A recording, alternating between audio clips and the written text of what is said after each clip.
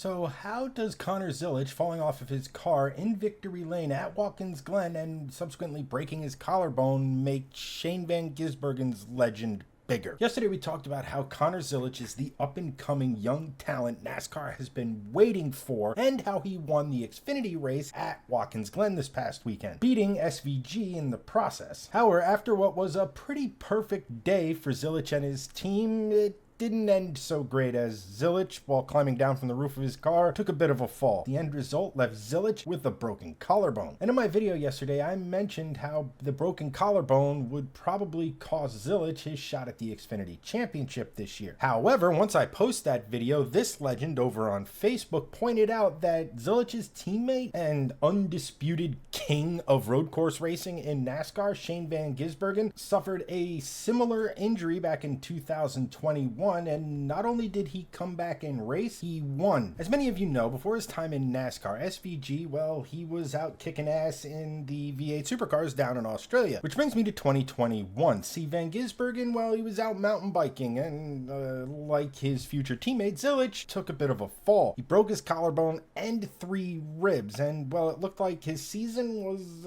very much in doubt. However, Van Gisbergen got surgery, got a metal plate inserted into his shoulder, and 2 weeks after his accident, he was not only back on the racetrack at Sandown, but he was winning races. See, in the V8 Supercar Series, they don't have just one big race on Sunday like they do here in the States for, say, NASCAR or IndyCar, etc. A lot of the weekends, apart from the endurance race weekends, well, they're made up of multiple races, sometimes 2-3 races in one weekend. And when it comes to Sandown in 2021, Van Gisbergen was coming in, well, obviously wounded. He said that the most uncomfortable thing about actually driving the car was putting the belts themselves on. And if you've ever been in a race car, you know those safety belts, they have to be cranked pretty tight, but he could actually feel the metal plate in his shoulder rubbing as he was driving a race car. Being put in a situation like this, you'd forgive pretty much any race car driver that's ever lived for not really being up to their best in that level of pain and discomfort. But you gotta remember, this is SVG we're talking about. He is one of the biggest and best road course talents in the world. So this is the man in a car, even with a broken collarbone, a painful metal plate in his shoulder. And all Van Gisbergen did was, well, he didn't just win the first race or the second race. He won